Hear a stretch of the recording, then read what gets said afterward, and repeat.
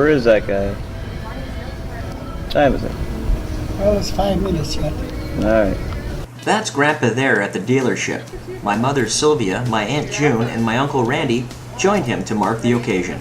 He was even joined by two of his grandsons, Greg and Lance. It was nice of you, Lance, to drive us around. No problem.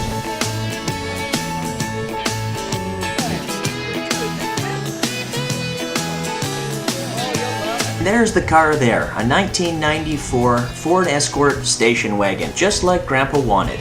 You can lock all the windows from right here. Yep. No. Well, what's this, all this here? Okay, these are your headlamps. Okay, that's an intermittent time control. The family wasn't too worried about Grandpa's planned trip because he wouldn't be going alone. Uncle Randy would be joining him, It's an art shot. as with my brother James and I, who at 17 and 15 respectively were the youngest of his 8 grandchildren.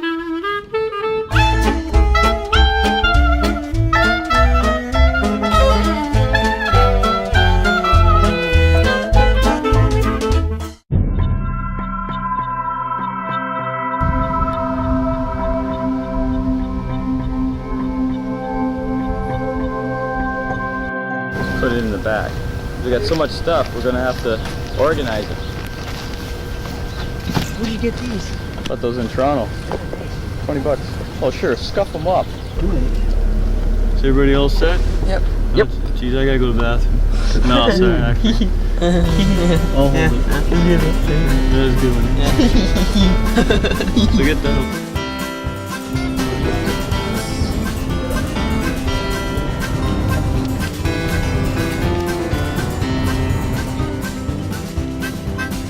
In the shade of weeping willows, neath the stars, I'll make my bed. In the cold, friendless moonlight, that's where I long to lay my head. I was born in Badger County, to St. Albans did I go. There I met my blue-eyed darling. She's gone and where I do not know. Her hair was black in color. Her teeth were pearly. Nothing like flowers in the morning. On her breast, a pink carnation. So pet him. That's where I long Mike, to it's lay not my real. head. In the shade of weeping willows, neath the stars, I'll make my bed. In the cold, friendless moonlight, that's where I long to lay my head. That's where I long to lay my head. Stand under, Mike, and hold your hat. No, take your hat off. There you go. Why? In case he pees. Yeah, keep your mouth open, that's good. Idiot! We walked together down beside the golden sea. Now she's gone, gone with another. My grave is where I long to be. In the shade of weeping willows, beneath the stars, I'll make my bed. In the cold, friendless moonlight, that's where I long to lay my head.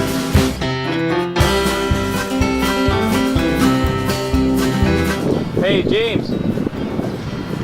I want to get a picture of you giving Grandpa $5. Oh, come on.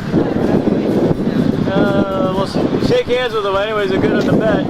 In a $5 bet over which was the geographical center of North America, James insisted it was South Saskatchewan. Grandpa had to set him straight. I'll make my bed in the cold, friendless moonlight.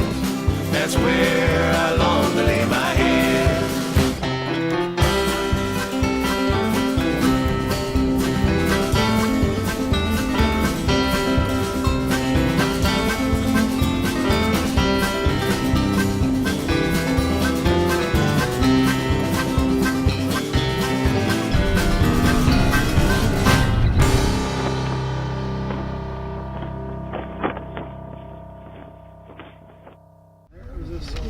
West Bend, Saskatchewan, population 1. At its peak, a vibrant farming hub. A real-life ghost town found at the turn of the century and named by my great-grandfather. Killed off in large part because of the Great Depression in the 1930s. West Bend is also where my grandparents first met and went to school.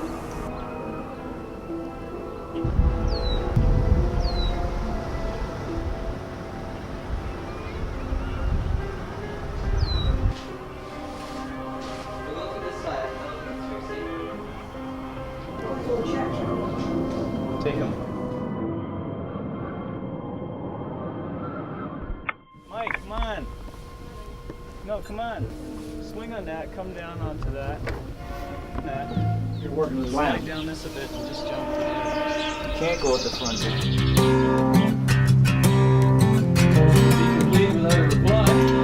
While we were there, we attended 2 weddings. We had never really met the couples, but they were family, and we were welcomed in with open arms because of who my grandpa was, a patriarch of the extended family.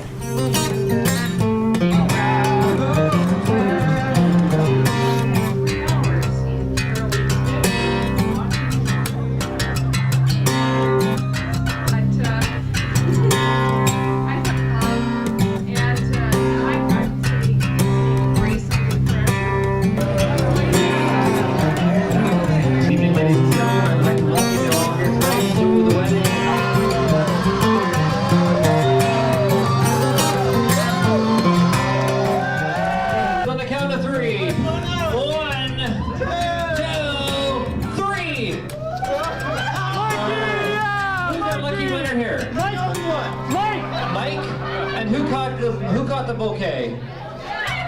All right, Mikey.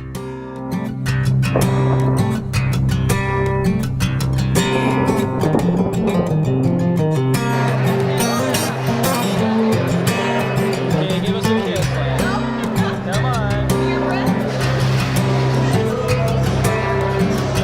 That's Grandpa, joined by his 2 surviving siblings, Uncle Bernie and Aunt Alice. And that's Aunt Marge, Uncle Bernie's wife.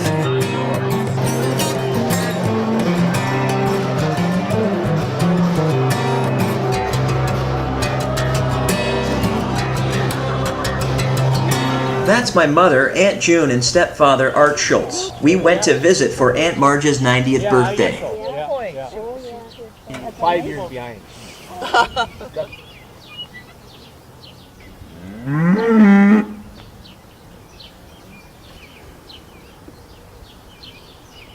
Got horns, Mike, so you want to be on your toes there.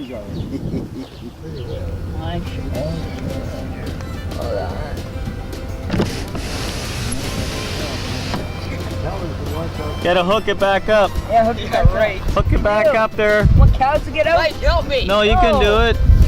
Come on, cattle boy. He can do it. He can manage. This is a little initiation for the lad.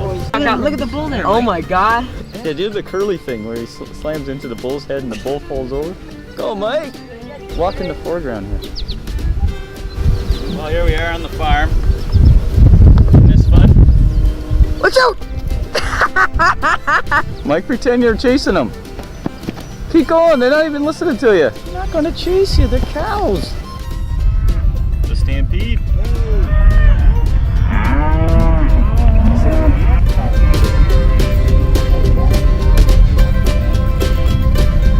My God, what is bad? They have twins. They have twins, you know, one of them.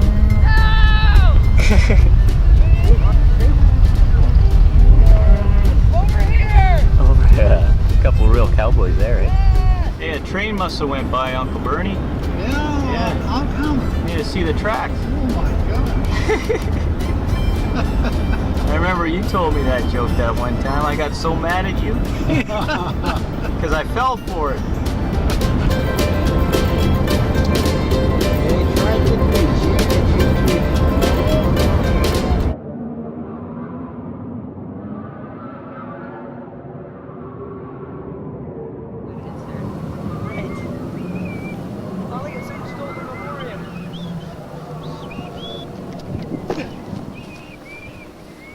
Come on down, dummy.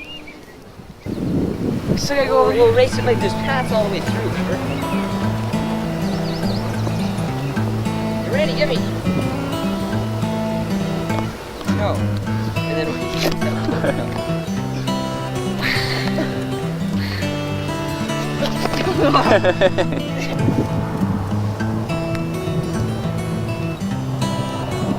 Hey, quit whining, I'm filming you now. So smile. So put your hands up like you're looking great distances. thanks.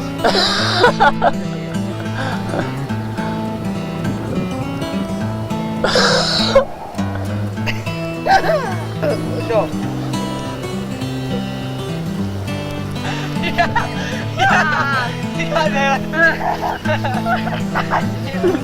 That was on tape, Mike. No. Yes. No. Yes. Hey, Dick. Randy can film me and you racing somewhere. Okay, ready to go.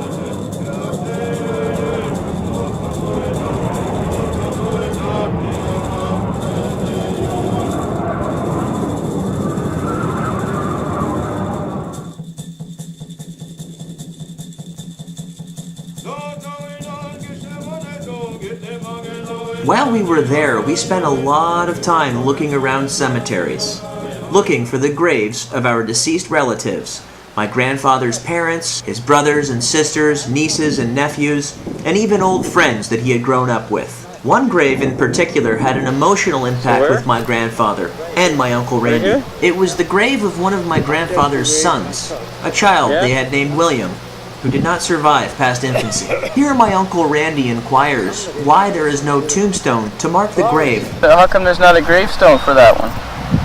Which one? For the baby. Oh,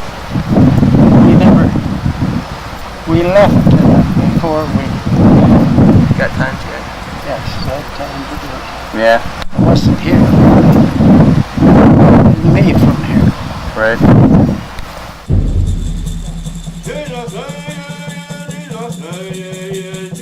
Perhaps one of the most sacred places that the family likes to go visit when in Saskatchewan is the White Homestead, the birthplace of my grandfather. We had been there in 1988 when I was 10 years old.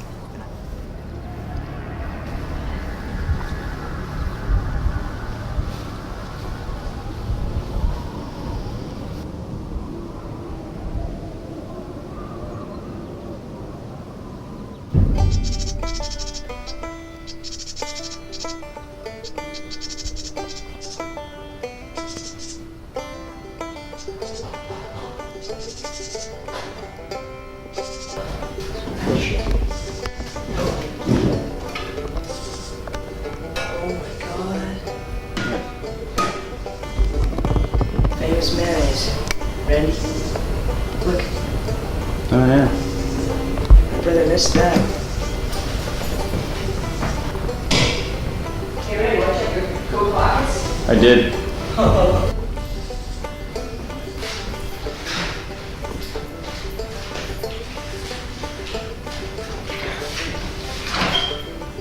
Get that open, whatever's in there.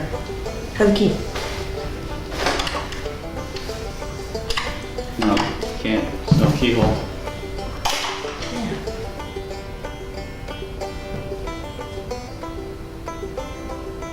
It's in there.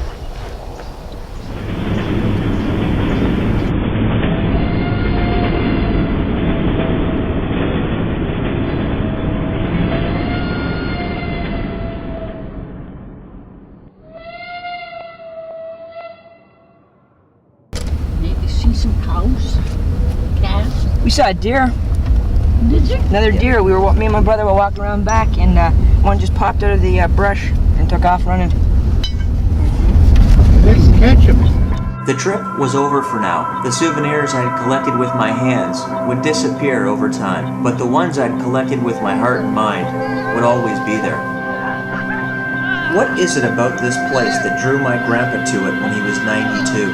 Was it the same thing that made me return 15 years after he died?